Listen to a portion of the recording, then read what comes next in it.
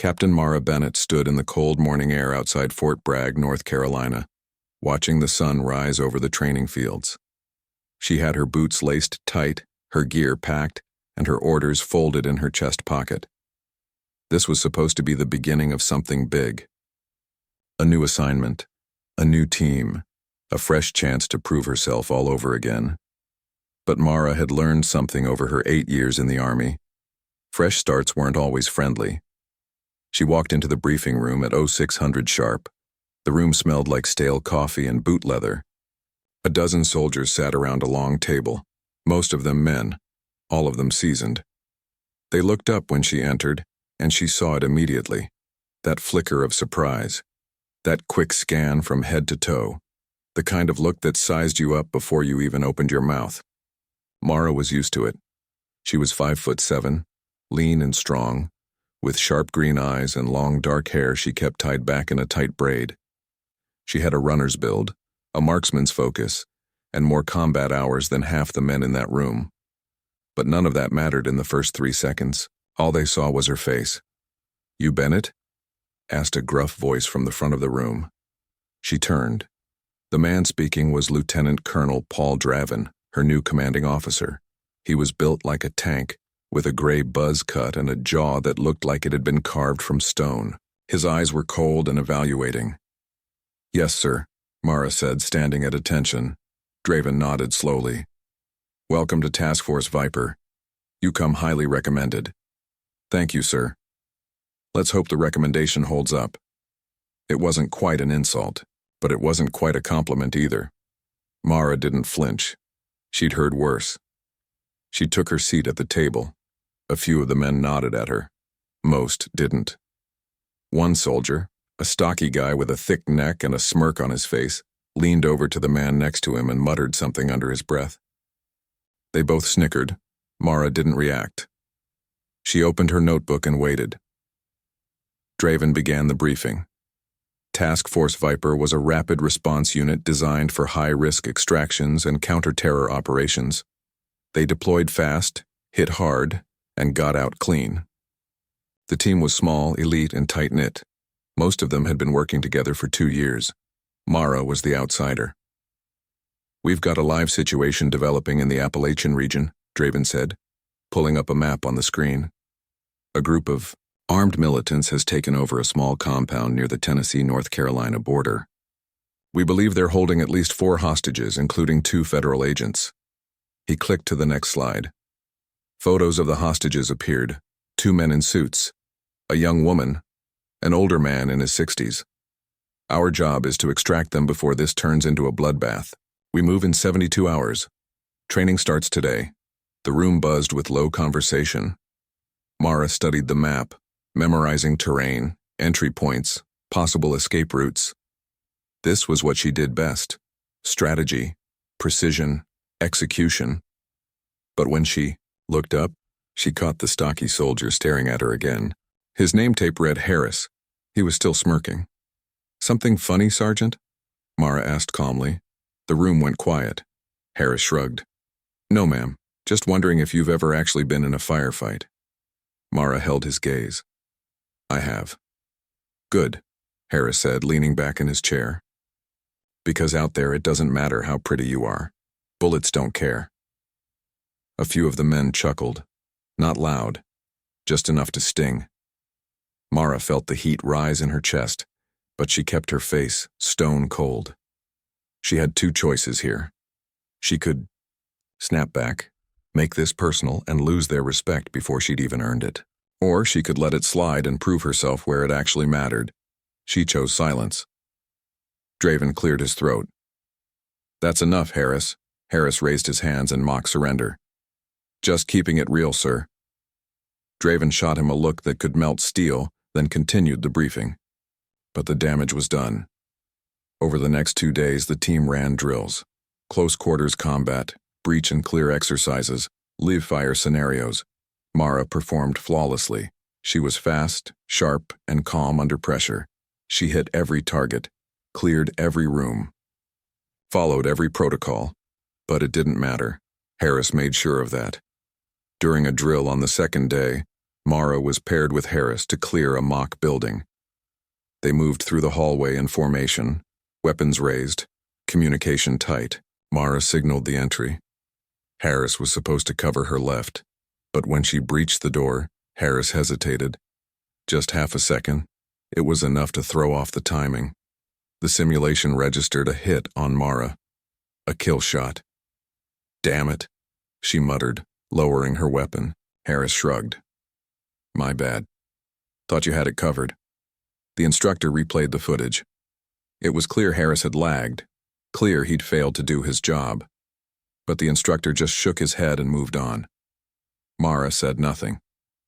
That night, back in the barracks, she overheard Harris talking to another soldier in the hallway. "I'm telling you, man, she's not ready," Harris said. "She looks good on paper, sure, probably got fast-tracked because of some diversity push. But when it goes hot, she's gonna freeze." "You don't know that," the other soldier said. "I know enough," Harris replied. "She's too soft, too polished. This isn't a photo shoot, this is war." Mara sat on her bunk, fists clenched, staring at the ceiling.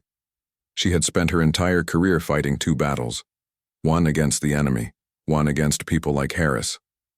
And she was tired, but quitting wasn't in her DNA. The next morning, Draven called the team together for a final briefing before deployment. The mission was greenlit. They would insert at dawn, hit the compound, extract the hostages, and exfil before the militants knew what happened. It was textbook, clean, simple. But Mara had learned that nothing in combat was ever simple. Draven looked around the room. "This is a live operation. Mistakes will cost lives. I need every one of you locked in. No egos, no hesitation. We move as one." His eyes landed on Mara. "Bennett, you'll be on overwatch. Sniper position on the ridge. You'll have eyes on the compound and cover our entry." Mara nodded. "Yes, sir." Harris scoffed under his breath. "Of course. Keep her out of the action." Draven's head snapped toward him. "You have something to say, Sergeant?" Harris straightened. "No, sir." "Good, because if I hear one more word of insubordination, you'll be riding a desk for the next 6 months. Are we clear?" "Crystal, sir." Draven dismissed them. As the team filed out, Mara stayed behind. Draven noticed. "Something on your mind, Captain?" he asked. Mara hesitated. Then she spoke. "Permission to speak freely, sir?" "Granted." "I know what they think of me," she said. "I know what Harris thinks, and I know I haven't earned their trust yet, but I will." Draven studied her for a long moment. Then he nodded. "I don't care what they think, Bennett. I care what you do. Show me you belong here, and the rest will follow." "Yes, sir." She left the room with her head high. She had 72 hours to prepare, and when the bullets started flying, she would be ready. The helicopter blades cut through the pre-dawn darkness like a blade through silk. Mara sat strapped into her seat, rifle between her knees, eyes closed but mind fully awake. Around her, the rest of Task Force Viper sat in silence. Some checked their gear for the 5th time. Others stared out into the black sky. Harris sat directly across from her, jaw tight, eyes forward. No one spoke. The only sound was the rhythmic thump of the rotors and the hum of the engine. Mara ran through the mission in her head one more time. She would be dropped half a mile from the compound on a ridge overlooking the valley. From there, she'd have a clear line of sight on the entire operation. Her job was simple: provide cover, call out threats, and make sure no one got the drop on her team. It was a critical role, but it also meant she wouldn't be side by side with them in the fight, and she knew exactly why Draven had put her there. It wasn't just strategy. It was politics. Keep the outsider at a distance. Let the core team do the heavy lifting. If things went smooth, great. If things went wrong, at least she wouldn't be in the middle of it. Mara understood, but that didn't mean she liked it. The pilot's voice crackled over the comms. 2 minutes to drop Zone Alpha. Draven's voice followed. Lock it in, people. This is a clean in and out. We breach, we extract, we disappear. No heroes. No mistakes. Hua. The team responded in unison. Mara opened her eyes and checked her rifle one last time. Custom built. Suppressed barrel. Night optics. She'd made shots at over 1,000 yards with this weapon. It was an extension of her body now. The helicopter banked hard to the left. Mara's stomach dipped. Then they leveled out and the side door slid open. Cold mountain air rushed in, biting and sharp. "Go, go, go!" Draven barked. Mara unbuckled, grabbed her gear, and jumped. The ground came up fast. She hit the dirt, rolled, and came up in a crouch, scanning the tree line clear. She moved quickly into the shadows. Rifle up, every sense on high alert. Behind her, the helicopter lifted off and disappeared into the night. She was alone, exactly where she needed to be. Mara moved through the forest like a ghost. No flashlight, no noise, just instinct and training. The terrain was rough, rocky, uneven, covered in dense underbrush. But she'd trained in worse. 15 minutes later, she reached the ridge. She dropped to her belly and crawled the last 20 yards to the edge. Below her, maybe 600 yards out, sat the compound. It was an old hunting lodge surrounded by a chain-link fence. 2 trucks parked out front, dim lights glowing in a few windows, shadows moving inside. Mara set up her position, bipod down, scope calibrated, range confirmed, wind speed checked. She keyed her radio. Overwatch in position. "I have eyes on target." Draven's voice came back, calm and controlled. "Copy that. Stand by." Mara watched. Through her scope, she could see 2 guards outside the main building, both armed. One smoking a cigarette, the other pacing near the fence line. Sloppy, overconfident. That was good. Overconfident enemies made mistakes. She shifted her scope to the windows.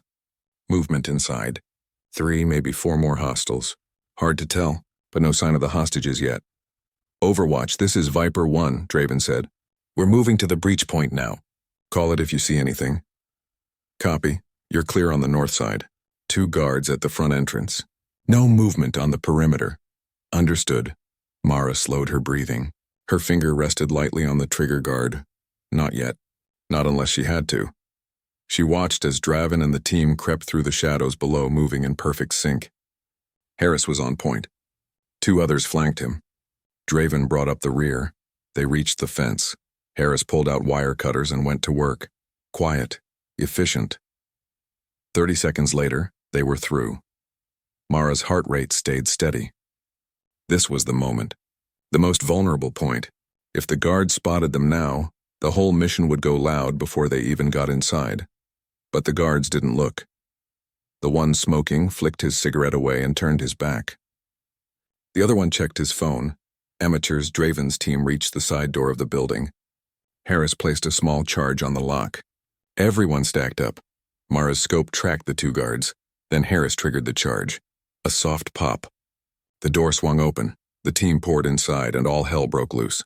Gunfire erupted from inside the compound. Sharp cracks. Shouting. The 2 guards outside spun around, raising their weapons. Mara didn't hesitate. She exhaled. Squeezed. The first guard dropped. Clean headshot. He didn't even know what hit him. The second guard dove for cover behind one of the trucks. Mara tracked him, waited for him to peek out. He did. She fired. He went down. 2 guards neutralized, Mara reported calmly. "Copy," Draven replied, his voice tight. "We've got contact inside. Multiple hostiles. Hostages located in the basement." Mara's scope swept the building. More movement. A 3rd hostile appeared in an upstairs window, rifle in hand. Scanning the yard, he hadn't seen her yet. Mara adjusted for elevation, breathed, fired. The man collapsed backward into the room. 3rd hostile down. Upper floor clear. "Good shot," Draven said. "We're moving to extract the hostages now." Mara kept scanning. Her pulse was steady. Her mind sharp. This was what she was built for. Then she saw it. A 4th man. He wasn't in the building. He was running toward the tree line on the east side of the compound, away from the main fight. He was carrying something. A radio. Mara's stomach dropped. "Viper 1, you've got a runner heading east. He's got comms. If he gets a signal out, take him," Draven ordered. Mara shifted her rifle. The runner was moving fast, ducking between trees. It was a tough shot. Moving target. Low light. Obstructed line of sight, but she'd made tougher. She tracked him. Led the target. Controlled her breath, fired. The runner stumbled. Fell. Didn't get up. "Runner's down," Mara said. Confirmed. "Nice work, Overwatch." She allowed herself half a second of satisfaction. Then the explosion happened. The blast came from the basement, a deep, thunderous boom that shook the ground and sent a fireball roaring out of the lower windows. Mara's scope filled with smoke and flame.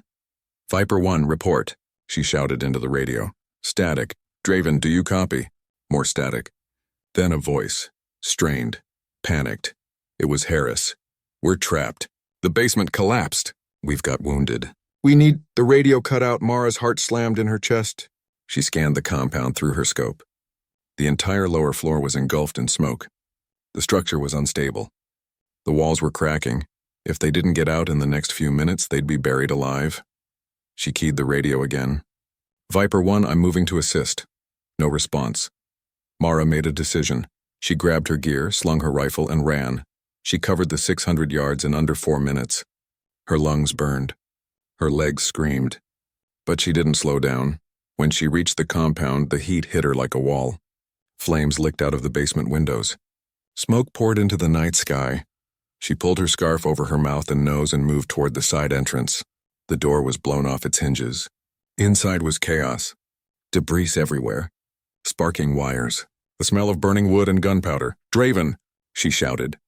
"Harris, anyone!" A voice called out from below, weak, desperate. "Down here." Mara found the stairwell.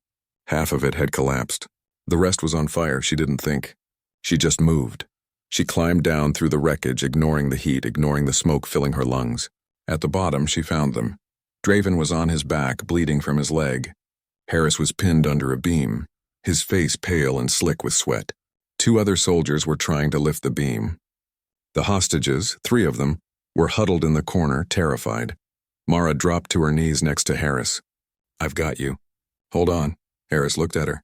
For the first time since she'd met him, there was no smirk, no arrogance, just fear. "I can't feel my legs," he whispered. "You're going to be fine," Mara said. She didn't know if that was true. But she said it anyway. She grabbed the beam. "On 3, 1, 2, 3. They lifted. Harris screamed. But he was free. Mara pulled him up, slung his arm over her shoulder, and started dragging him toward the stairs. "Get the hostages out," she shouted to the others. "Now!" Draven limped after her, herding the hostages forward. The building groaned. The ceiling cracked. They had seconds.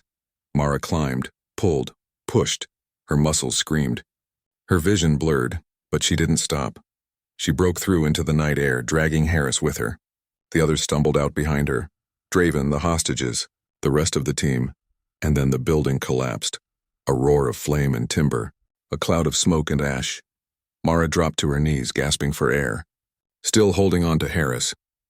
He looked up at her, and for the first time, he saw her, really saw her. "You came back," he said quietly. Mara met his eyes. "I'm a soldier. That's what soldiers do." The medevac helicopter arrived 12 minutes later. Mara sat on the ground near the tree line, her face streaked with ash, her hands shaking from adrenaline she wouldn't let anyone see. Around her, the team was being triaged. Draven had a tourniquet on his leg and was barking orders into his radio. Harris was on a stretcher, an oxygen mask over his face, his eyes half closed. The hostages were wrapped in thermal blankets, shaken but alive. The mission was a success, but it had come at a cost. A medic approached Mara. "Ma'am, you need to be checked out." "I'm fine," she said. "You inhaled a lot of smoke. Let me just..." "I said I'm fine." The medic hesitated, then nodded and moved on. Mara watched as they loaded Harris into the helicopter. He turned his head just before they slid him inside, and his eyes found hers.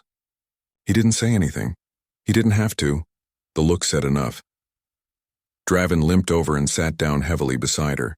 His face was pale, his jaw tight with pain, but his eyes were clear. "That was one hell of a move, Bennett," he said. Mara didn't respond. She just stared at the burning remains of the compound. "You disobeyed orders," Draven continued. "You left your post. You put yourself in danger." She turned to look at him. "Yes, sir." He held her gaze for a long moment. Then he nodded. "Good." Mara blinked. "Sir?" "You made the right call," Draven said. "I would have done the same thing. Hell, I should have ordered it myself, but I didn't. You saw what needed to be done and you did it. That's leadership, Captain." Mara felt something shift in her chest. Not pride, not relief, just recognition. Thank you, sir. Draven clapped her on the shoulder, then stood with a wince. Get some rest. We debrief at 0800. He walked toward the helicopter, limping, but steady. Mara sat there alone for a few more minutes, letting the night air cool her burning lungs. The stars were out now, bright and cold. She thought about Harris, about the fear in his eyes when he couldn't feel his legs. She thought about the weight of him on her shoulder as she dragged him out of the fire. She thought about all the times she'd been told she didn't belong. And she realized something. She didn't need their permission anymore. She'd earned her place. The next 48 hours were a blur, debriefings, medical evaluations, after-action reports. Mara answered every question with precision and clarity. She didn't embellish. She didn't downplay. She just told the truth. The explosion had been caused by a secondary device the militants had rigged in the basement. It was a fail-safe, designed to kill anyone who came for the hostages. The team had missed it in their initial sweep. It was bad luck. Bad intelligence. No one was to blame. But Mara knew how the system worked. Someone would take the heat. And it wouldn't be Draven. On the third day, she was called into Draven's office. He was standing by the window when she walked, in hands behind his back looking out at the training fields. His leg was in a brace, but he refused to use crutches. Close the door, he said. Mara did. He turned to face her. His expression was unreadable. I just got off the phone with command, he said. They want to know what happened down there. Why the bomb wasn't detected. Why we took casualties. Why the building collapsed. Mara stood at attention. Understood, sir. They're looking for someone to hang this on. She felt her stomach tighten. And, Draven's eyes narrowed. And I told them the truth. I told them we walked into a trap. I told them the intel was incomplete. And I told them that if it wasn't for Captain Mara Bennett, we would have lost the entire team. Mara's breath caught. Draven stepped closer. I also told them that you displayed exceptional courage under fire, that you acted decisively when others hesitated, and that you saved the lives of 4 soldiers and 3 hostages. He paused. I recommended you for a commendation. Mara's heart was pounding now. Sir, I was just doing my job. No. Draven said firmly. You were doing more than that. You were being a leader, and that's exactly what this team needs. He handed her a folder. What's this? She asked. Your new assignment. Effective immediately, you're being promoted to Operations Officer for Task Force Viper. You'll help plan missions, coordinate field ops, and train new recruits. Mara opened the folder. Her hands were trembling. You'll also be working directly with me, Draven added. Which means you'll have a say in who stays on this team and who doesn't. She looked up at him. Harris? Draven's jaw tightened. Harris is a good soldier, but he's got a problem with authority, and he's got a problem with you. That ends now. I've already spoken to him. If he wants to stay on this team, he'll fall in line. If not, he can transfer. Mara nodded slowly. Thank you, sir. Don't thank me yet, Draven said. This job is going to be harder than anything you've done before. You'll be making decisions that affect people's lives. You'll be leading soldiers who don't want to follow you, and you'll be doing it all while people are watching, waiting for you to fail. He stepped back and crossed his arms. Can you handle that? Mara met his eyes. Yes, sir. Good. Dismissed. She turned to leave. And Bennett? She stopped. Welcome to the team. 2 weeks later, Mara stood in front of a new group of recruits in a briefing room at Fort Bragg. 20 faces stared back at her. Most of them were men. A few were women. All of them looked skeptical. She recognized that look. She'd seen it her entire career. But this time it didn't bother her. She stepped forward and spoke. My name is Captain Mara Bennett. I'm the new operations officer for Task Force Viper. Some of you know who I am. Some of you don't. That's fine. You'll get to know me soon enough. She let that hang in the air. I'm not here to be your friend. I'm not here to make you feel good about yourselves. I'm here to turn you into the kind of soldiers who can walk into hell and walk back out. The kind who don't quit when things get hard. The kind who don't leave people behind. She paused. Some of you are looking at me right now and thinking, who does she think she is? Some of you are wondering if I've ever even seen combat. Some of you are thinking, I got this job because of politics or quotas or luck. A few of them shifted uncomfortably. Mara smiled. It wasn't a friendly smile. You're entitled to think whatever you want. But here's what I know. 2 weeks ago, I pulled a 200-pound man out of a burning building while the ceiling was collapsing. I made shots under fire that saved my team's lives. And I did it while people like you were doubting me. She stepped closer. So if you got a problem with me, that's fine. But you're going to have to prove you're better. And trust me, you're not. The room was dead silent. Mara let the silence stretch. Then she turned to the screen behind her. Now let's get to work. Over the next 6 months, Mara transformed Task Force Viper. She redesigned training protocols. She implemented new communication systems. She pushed every soldier to their limit and then pushed them further. Some washed out, some thrived, and slowly, grudgingly, the team began to respect her. Even Harris. He'd been cleared for duty after 3 months of physical therapy. His legs had healed. His pride had not. But when he returned to the team, he didn't challenge her. He didn't mock her. He just did his job. One day, after a particularly brutal training exercise, he approached her. "Captain," he said. Mara looked up from her clipboard. "Sergeant?" Harris hesitated. Then he spoke. "I owe you an apology." Mara set down the clipboard. "Go on." "I was wrong about you," he said. "I thought you didn't belong here. I thought you were just some poster girl the Army was using to make themselves look good. But I was wrong. You're a better soldier than most of the men I've served with, and you saved my life." He extended his hand. "I'm sorry." Mara looked at his hand. Then she shook it. "Apology accepted." Harris nodded. "Thank you, ma'am." He turned to leave. "Harris," Mara called after him. He stopped. "You're a good soldier," she said, "but you've got to stop judging people before they've proven themselves. You almost died because you underestimated me. Don't make that mistake again." Harris met her eyes.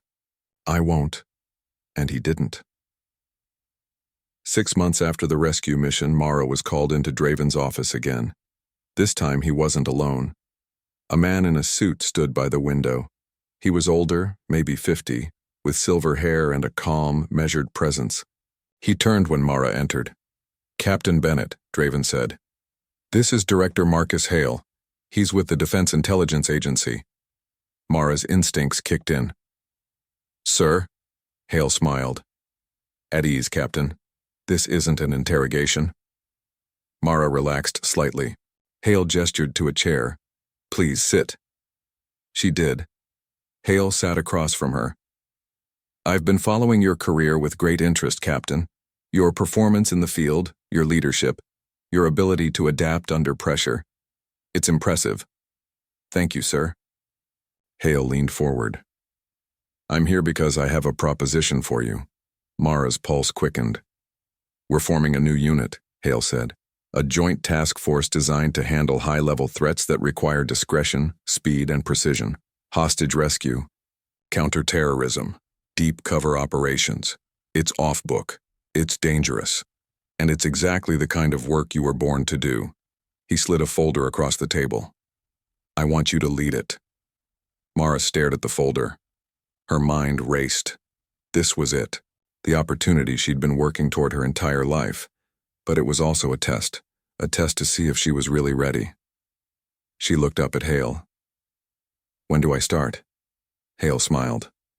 "Tomorrow." Mara stood in the hangar at dawn, a duffel bag slung over her shoulder, watching as an unmarked black aircraft was prepped on the tarmac. The air smelled like jet fuel and cold metal. Behind her, Draven approached, his gait still slightly uneven from the injury that had never fully healed. "You ready for this?" he asked. Mara turned. "I think so." Draven studied her face. "You don't sound sure." "I am sure," she corrected. "I'm just processing," he nodded. "Good, you should be. This isn't Task Force Viper anymore. This is the edge of the blade, Bennett. No safety net. No second chances. The people you'll be going after don't play by rules. I know. Do you? Draven's voice was sharper now. Because once you step onto that plane, there's no going back. You won't just be fighting the enemy. You'll be fighting bureaucrats who want to shut you down, politicians who want to use you, and people inside your own government who will see you as a threat. Mara met his eyes. Then I'll fight them too. Draven's expression softened. For the first time since she'd met him, he smiled. A real smile. You're gonna do just fine. He extended his hand. She shook it. Take care of yourself out there, Captain. You too, sir. Draven stepped back and saluted. Mara returned it. Then she turned and walked toward the aircraft. She didn't look back. The flight took 6 hours. Mara spent most of it reviewing classified files on her tablet. The new unit was called Task Force Sentinel.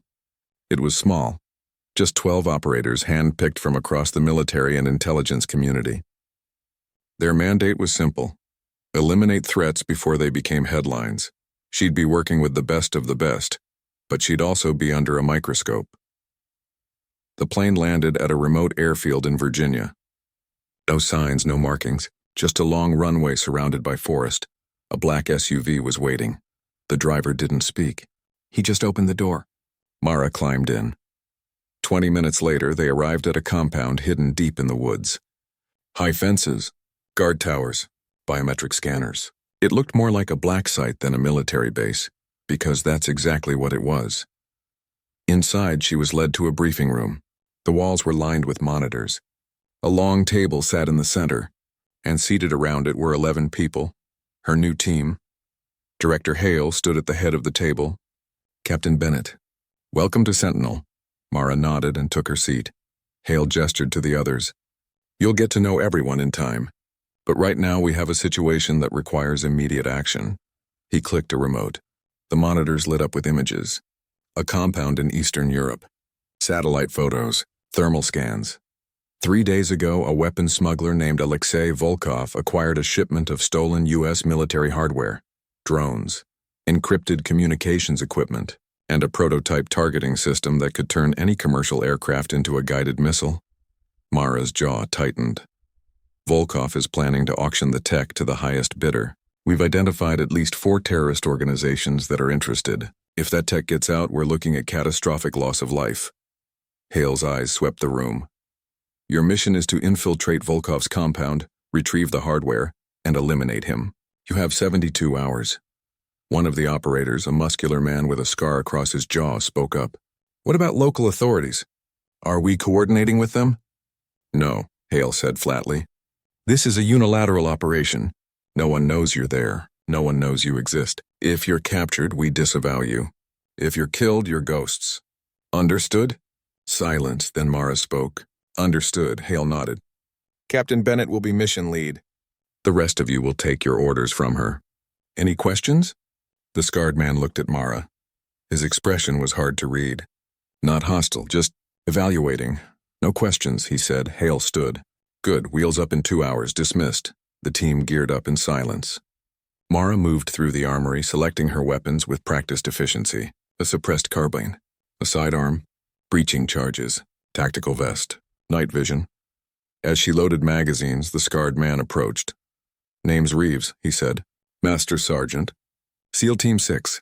Mara looked up. Bennett. Army Ranger, Reeves nodded. I know who you are. Good or bad? He smirked. Jury's still out. Mara slammed a magazine into place. Then let's make sure they come back with a verdict. Reeves studied her for a moment. Then he extended his hand. Looking forward to working with you, Captain. She shook it. Likewise.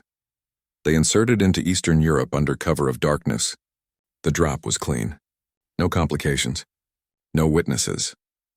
Mara led the team through 2 miles of dense forest, navigating by GPS and instinct. The terrain was rough, the air cold. But the team moved like shadows. At 0200, they reached the perimeter of Volkov's compound. Mara crouched behind a tree and raised her binoculars.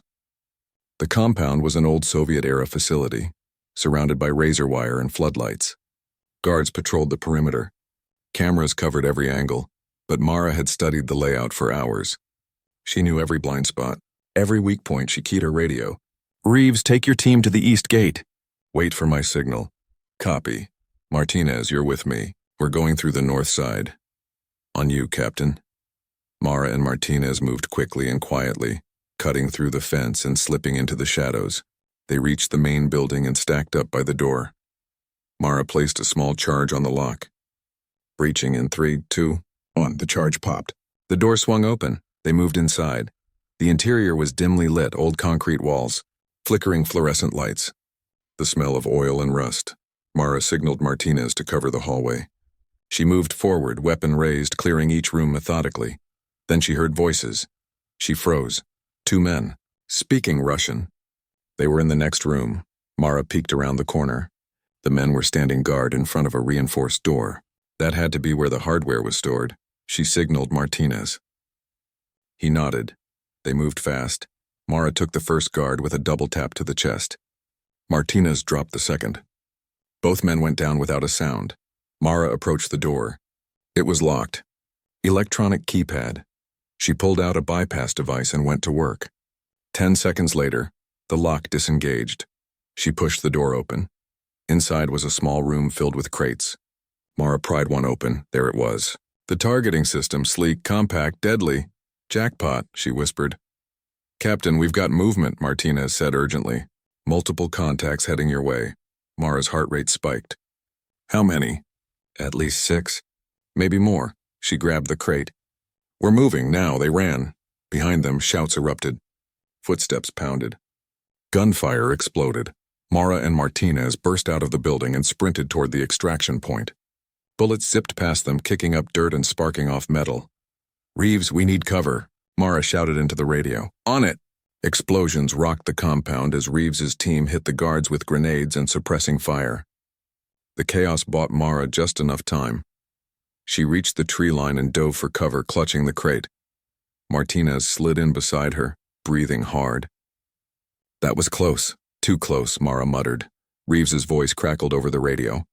Captain, we've got a problem. Volkov's escaping. He's heading for a vehicle on the south side. Mara's jaw clenched. The mission wasn't complete until Volkov was dead. She made a decision. Reeves, secure the hardware and get to the extraction point. I'm going after Volkov. Captain, that's an order, Sergeant. Silence. Then copy that. Good hunting. Mara handed the crate to Martinez. Get this out of here. What about you? I'll catch up. She didn't wait for a response. She ran. Mara moved through the chaos like a predator. Smoke and fire surrounded her. Guards scrambled in every direction. She ignored them all. Her target was Volkov. She spotted him near a black Mercedes, yanking open the door. He was tall, thin, dressed in an expensive suit. A coward playing warlord, Mara raised her rifle. Volkov! He froze. Turned. His eyes went wide. Don't move, Mara said coldly. Volkov raised his hands slowly. You're American. That's right, you can't kill me, he said, his accent thick. I have information. I have connections. I'm worth more alive. Mara stepped closer. You sold weapons that would have killed innocent people. You don't get to negotiate. Volkov's expression shifted. Fear turned to anger. You think you're a hero? You think this changes anything? There are 100 more like me. 1,000. You're fighting a war you can't win. Mara's finger tightened on the trigger. Maybe, but you won't be around to see it. She fired. Volkov crumpled to the ground. Mara stood over him for a moment, her breath steady, her hands calm. Then she turned and walked away. The extraction was smooth. The team made it back to the airfield without incident. The hardware was secure. Volkov was dead. The mission was a success. On the flight back, Reeves sat down next to Mara. Hell of a shot back there, he said. Mara didn't look at him. Just doing my job. That's more than a job, Captain. That was personal. She finally met his eyes. He deserved it. Reeves nodded. Yeah, he did. He stood and clapped her on the shoulder. You've got my respect, Bennett. For what it's worth. It's worth a lot, Mara said quietly. Reeves smiled and walked away. Mara leaned back in her seat and closed her eyes. She thought about the girl she used to be. The one who was told she was too pretty for combat, too soft, too weak. She thought about every person who doubted her. Every obstacle she'd overcome. Every battle she'd fought, both on the field and off. And she realized something. She didn't need their approval anymore. She didn't need their respect. She'd earned something far more valuable. She'd earned her own. 3 months later, Mara stood in front of a mirror in her small apartment, adjusting her dress uniform. The medals on her chest gleamed under the light. Silver Star, Bronze Star, Purple Heart. There was a knock at the door. She opened it. Director Hale stood there, hands in his pockets, a rare smile on his face. "You ready?" he asked. "For what?" "Your promotion ceremony. You didn't think we'd let this slide, did you?" Mara blinked. "I'm being promoted?" "Lieutenant Colonel," Hale said, effective immediately. "You've earned it 10 times over." Mara felt something catch in her throat. "I don't know what to say." "Don't say anything. Just keep doing what you do." Hale stepped aside. Behind him stood her entire team, Reeves, Martinez, even Draven leaning on his cane, grinning like a proud father. And in the back, standing quietly, was Harris. He met her eyes and nodded. No words, just respect. Mara smiled. For the first time in a long time, she felt like she'd finally made it. Not because someone told her she could, but because she proved she would. Epilogue years later. A young female recruit sat nervously in a briefing room at Fort Bragg. She'd just been assigned to Task Force Sentinel. She didn't know what to expect. She'd heard the stories, the legends. And then the door opened. Lieutenant Colonel Mara Bennett walked in. The recruit's eyes widened. Mara stood at the front of the room and smiled. "Let me tell you something," she said. "They're going to doubt you. They're going to underestimate you. They're going to tell you that you don't belong." She paused. "And that's when you prove them wrong." The recruit sat up straighter. Mara's smile widened.